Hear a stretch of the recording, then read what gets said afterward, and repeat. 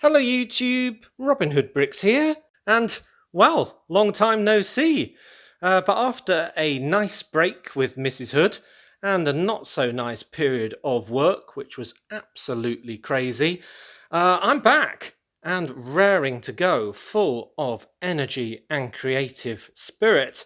And before we get on with the main feature of this series, being the double modular that will be going on this plot here, with all of the diggers and construction workers on it, which I think we'll do from Monday, make that a modular Monday series again. I thought I'd pick up exactly where we left off the last season by doing a lot of your subscriber suggestions all together as one video, because they perhaps aren't big enough for a video of their own. And last time we did all sorts of 3D signs like this Guinness one here, facing the inn, the Crown Inn. And doing that one actually reminded me of the reason why I left this gap between two buildings. So maybe that is the place where we should start today.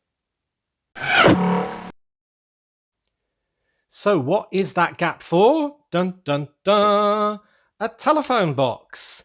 Yes, this box was sent in by Barbara as part of Brick Hall 112 a long time ago. That would be December 21, and she's even included her sig fig on the inside making a call. And I did get in touch with Barbara after receiving this to make sure she was happy with me making amendments to it, and she said that I should go right ahead. So if you're under the age of about 20, you may not know what a call box is.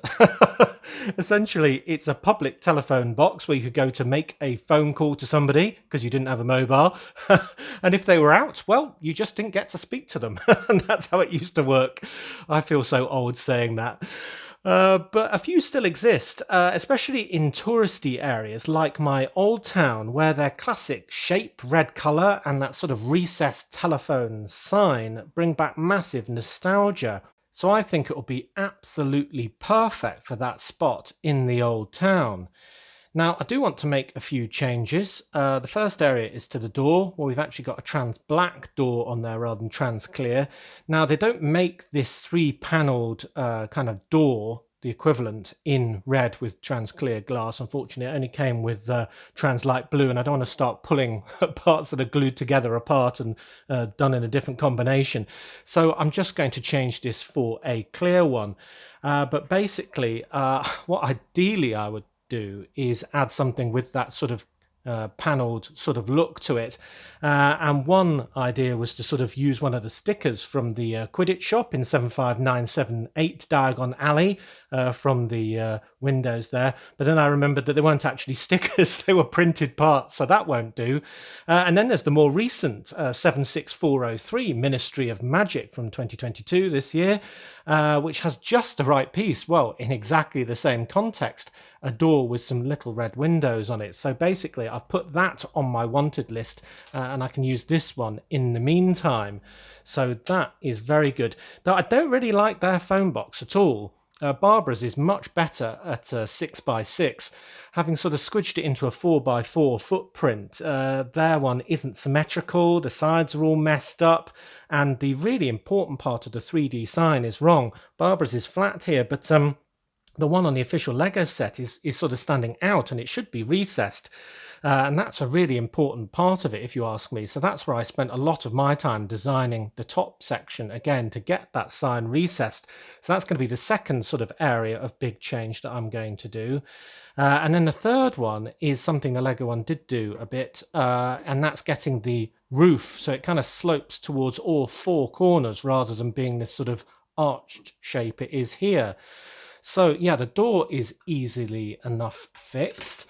So what I'm going to do is basically build a parallel roof section to one side, and you'll see I've already liberated 2 of the 4 telephone stickers that Barbara provided. I don't usually use non-Lego stickers, but in this case I'm going to make an exception using my patented hot tea technique for use on other parts, and I'll move the other 2 once I've got both done in parallel. So this is the old one. Get rid of the door. Now my method uses absolutely loads of parts, making it really, really complicated. And well, that's just my style, I suppose, isn't it? You know me. If I can make something simple, I'll probably make it more complicated. So the base is actually a right cacophony of parts. 6x6 red plate with all these 2x2s with two studs on.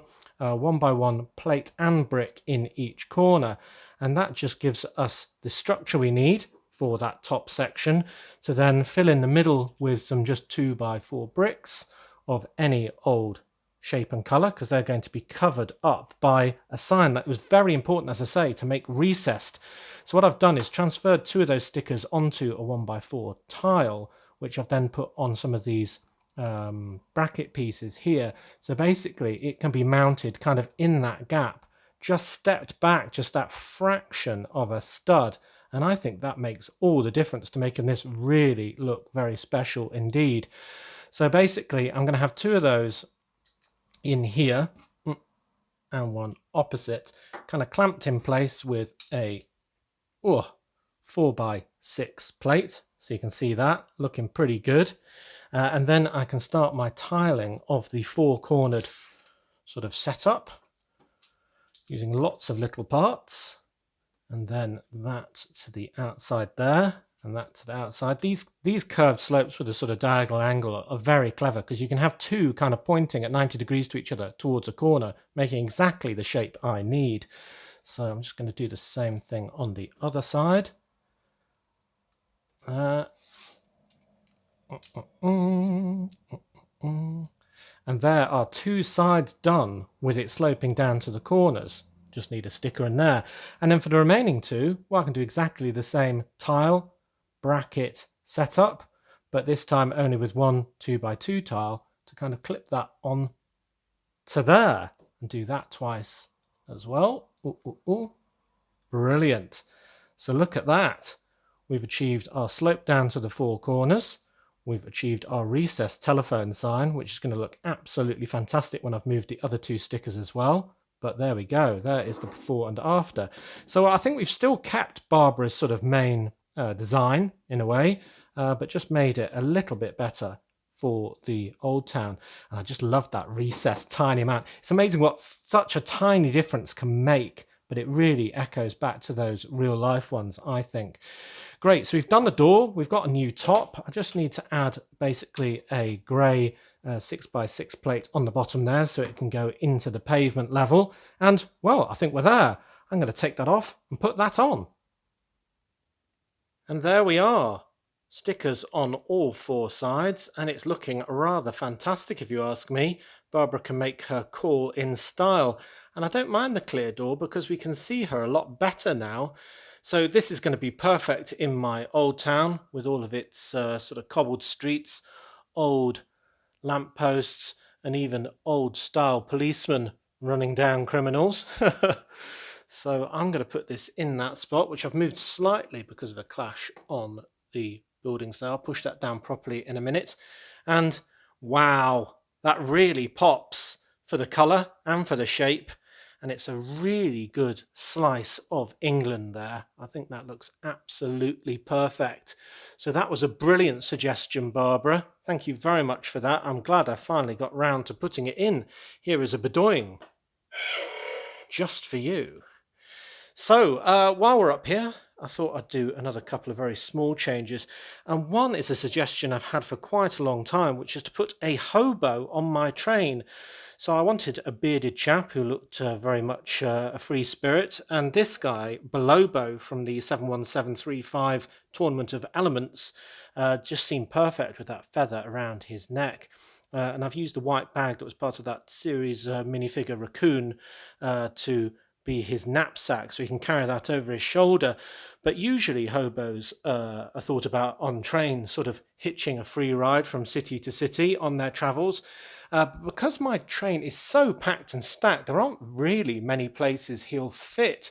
So I've cleared off the back deck here of the shunter transporter, put all the gubbins all at one end, so we've got a bit of space there. So I'm going to try and add all this one-handed left-handed as well. So I'm going to put his sort of bag on there and then have him kind of just sat next to it, hitching his free ride and enjoying the wind rushing through his beard.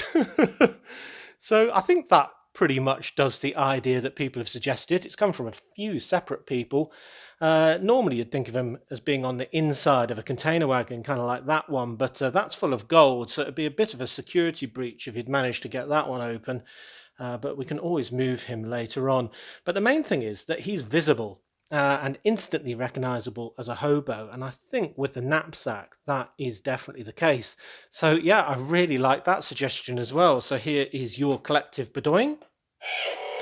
Thank you for that.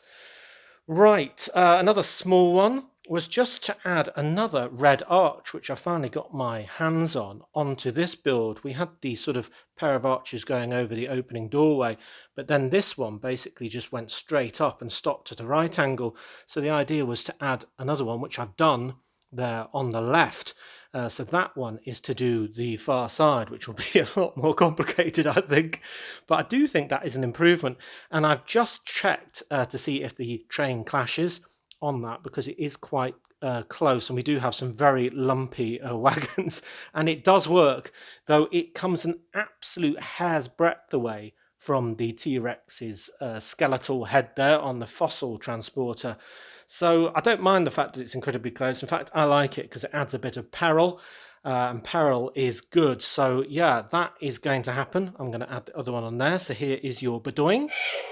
Thanks for that. Now the next one involves this piece, which is a 1x4x3 panel with this lovely sort of snowflake kind of print on it. And the idea there was to make one of my containers, like the GBC one there, or the kind of tanker one there, and all of these on here and on my train throughout, to make a refrigerated container. So yeah, pretty simple build, but I think one that's definitely going to improve, there it is, my train even more, or maybe I'll put it at the docks. Yeah, cool, let's go back to the desk and build that. Yeah, I've really been looking forward to building this, using these wonderful panels with this snowflake logo on. Now they came with the Arctic Rescue Unit set 8660 back in 1986. But I think they're going to look even better on my little build. That'll add a lot of detail to my city. I think adding these sort of almost logo pieces makes the city look a lot more interesting when you've got all those tiny little details. Now we've already got a refrigerated whole train wagon, of course, being that one with the fish transport doors, with all the penguins inside that have eaten all of the fish. If you haven't seen that, maybe go and check out that video. So this will be a much smaller build, and I base all of my containers on a 6x10 plate, just because it's kind of a good size without getting too big and being too dominant, even though a real one might be a little bigger. So just in blue with a few feet on the bottom there. And for the refrigerated sort of compression unit type bit, I'm going to steal a build from the Maersk train, which had a similar container, where I can just add some interesting bits and a binocular piece and so on, just to make it look like there's some real workings on the end of this thing, keeping all of the insides nice and cool. So yeah, very sort of complicated and interesting. I don't understand the workings either. Then we can start building the next section going up with some bricks and plates. And then some panels to have a couple of dials on to show that we're within temperature sort of norms, and maybe a little bit of a grill. And then I was just looking through my tiles, and basically this 2x2 looks very relevant for this position. I got it on one of my brick hauls, but it's actually from 8017, Darth Vader's TIE Fighter from 2009, where it was kind of on the middle of one of the wings, if you can call it that, of the TIE Fighter. So yeah, that looks very sort of technical. Then we can keep building up this end to make it the standard 5 brick height, and put on a bit more sideways detail. This time I'm just going to have kind of a blank panel, so like that, and that will tie in with the sides when I add those, because I'm going to add some 1x2x5s, and you see that's completely flush there, so that'll be quite nice. like that. Yeah, and then on the other end I can just have a blank panel. Now I could do doors and complicated stuff like that, but basically I haven't done it in all my others, so I'm not going to do it here. And usually I keep the sides open so you can see the contents, because I think that's a lot more interesting, although not realistic either. But in this case, if it's refrigerated, I don't think we can keep the sides open at all, so we'll have to block them in, otherwise it really won't make any sense at all. So I'll put some 1x1x5s there to make it kind of symmetrical, and then start bringing in some texture. And I don't know what it is about these white palisade bricks, but they kind of make me think of, I don't know, ice, and I don't know, maybe the inside of a freezer when you've left it too long or something like that. The panel right in the middle there, more bricks on the sides, and then yeah, just fill it all in. But I think that looks pretty good.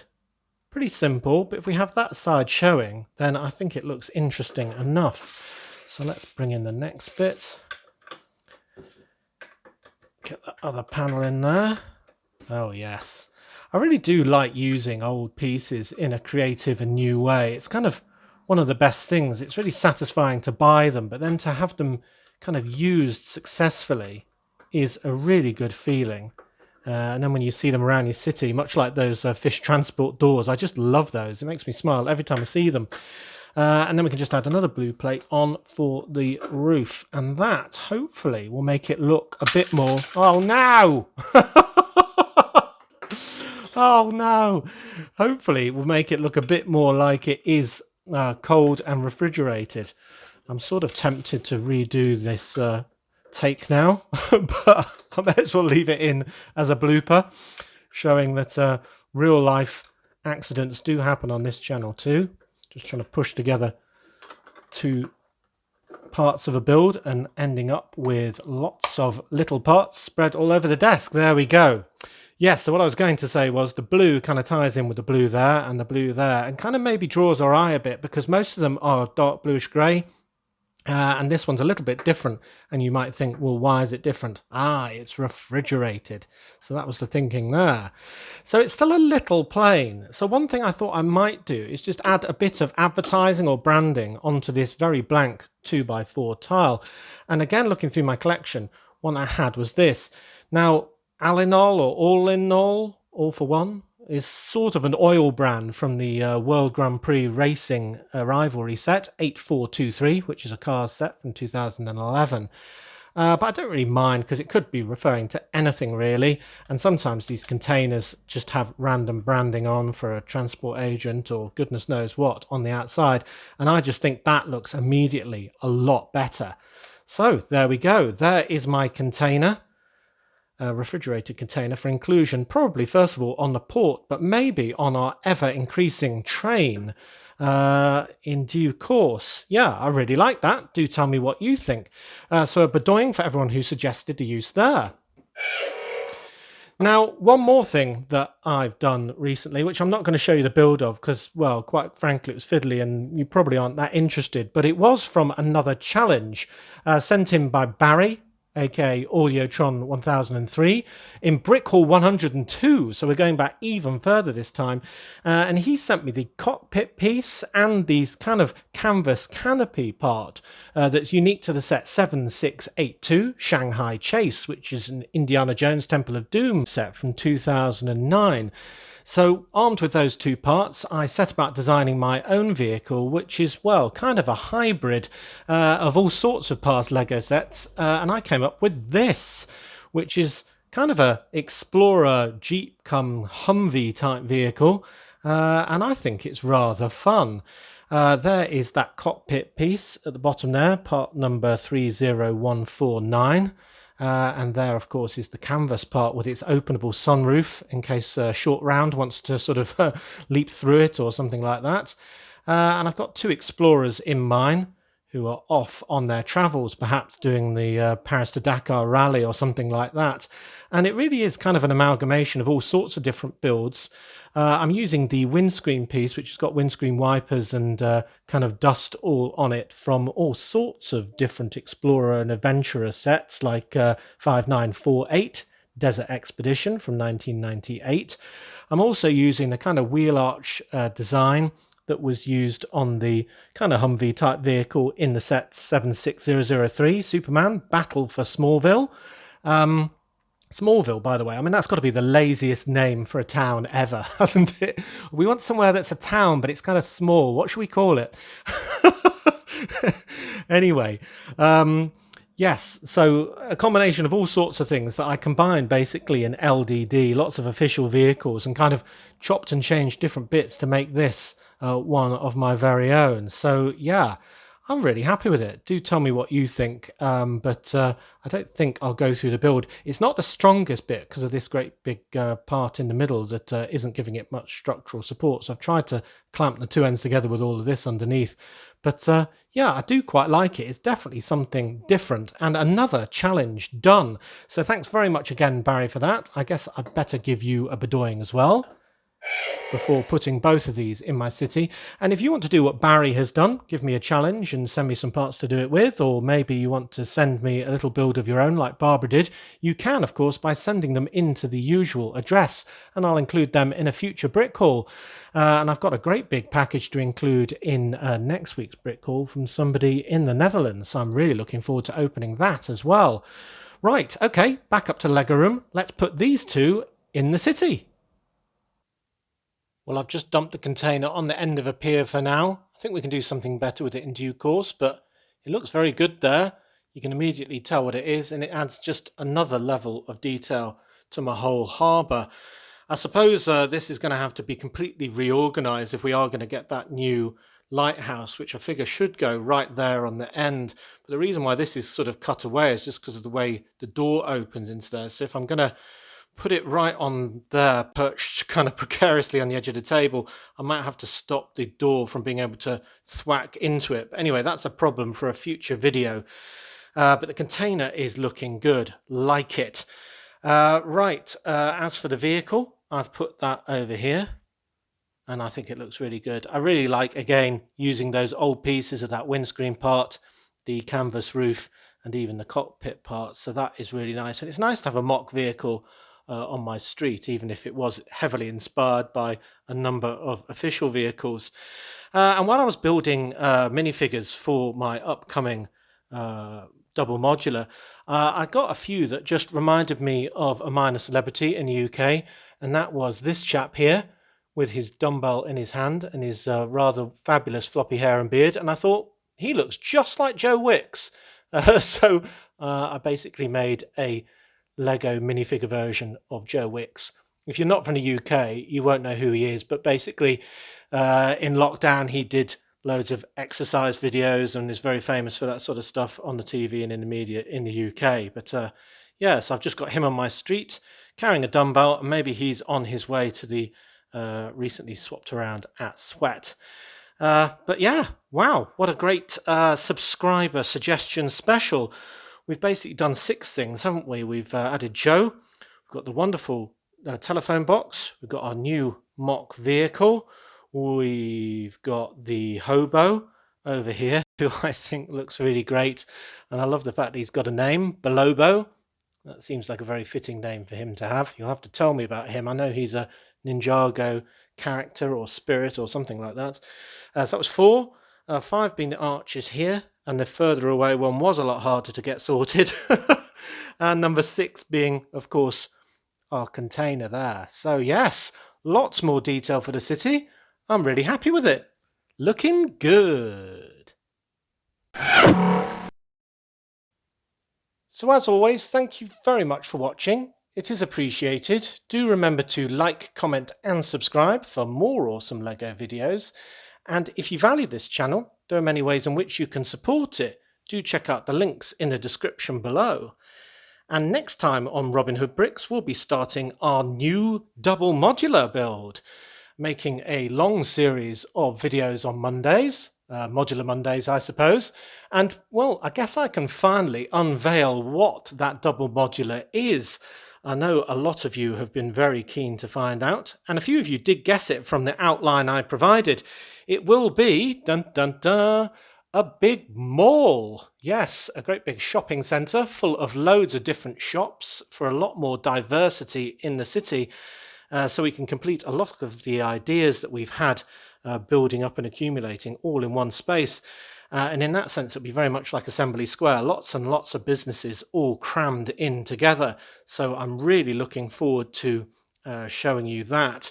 And I've put a lot of effort into making it look good from absolutely all angles because it's in a very central position over there. And when we tried some of the Lego official modulars there, the back looked very ugly indeed. So it looks good from this direction and that direction. Well, every direction really. So that's why I've really put the effort into that design. So absolutely desperate to get started on that on Monday, and we'll keep going until it's finished. On Mondays, and then Wednesday we can do a brick haul as usual, and then we'll do regular builds on a Friday. Sound like a good plan? I think so. So until all of that, see you